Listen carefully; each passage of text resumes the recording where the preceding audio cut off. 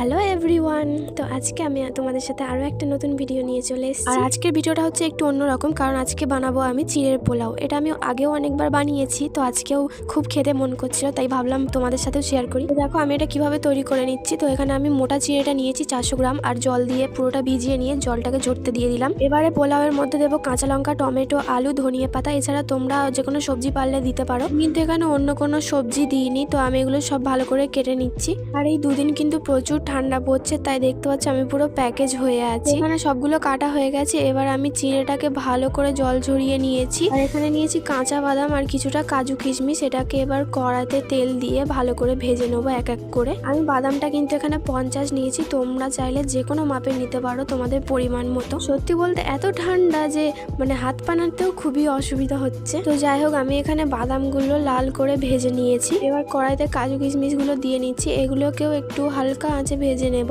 তোমরা যদি সবজি দিতে চাও তো হালকা করে সেগুলোও ভেজে নেবে। আর দেখো আমি এখানে কিন্তু পেঁয়াজটাই দিতে ভুলে গেছি, তো ওটা আবার লাস্টে তোমাদেরকে দেখালাম, কেটে দিয়ে দিয়েছি। আর এখানে কিন্তু কেটে রাখা আলুগুলোকে একটা আলাদা পাত্রে হালকা করে সিদ্ধ করে নিচ্ছি, কেননা সেগুলো তো আমি কষবো না জল দিয়ে, তাই সেটা ভালো করে সিদ্ধ হবে না, ওই জন্য আলাদা করে সিদ্ধ করে নিলাম। এখানে কড়াইতে তেল দিয়ে তেজপাতা ফোড়ন, পেঁয়াজ, কাঁচা লঙ্কা কুচি সব দিয়ে দিচ্ছি, দিয়ে ভালো করে নাড়বো। এগুলো একটু ভাজা ভাজা হয়ে গেলে এখানে অ্যাড করব টমেটো কুচি। আর এখানে কিন্তু আমি গ্যাসের ফ্লেমটা মিডিয়াম টু লোতে রেখেছি। টমেটোটাকেও একটু ভালো করে নেড়ে নিয়ে এবার সিদ্ধ করে রাখা আলুগুলো দিয়ে দিচ্ছি। এবার এটাতে একটু পরিমাণ মতো নুন আর হলুদ দিয়ে ভালোভাবে কষিয়ে নেব। তোমরা কিন্তু তোমাদের পরিমাণ মতো দেবে।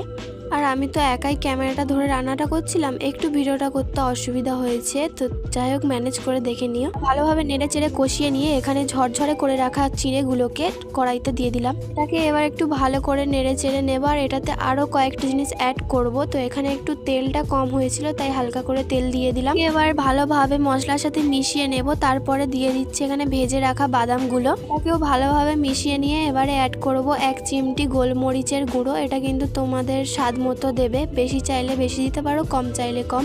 মানে আর একটা জিনিস অ্যাড করছি 1 চামচ চিনি। এটাকে দিয়েও ভালোভাবে নেড়ে চেড়ে মিশিয়ে নেব।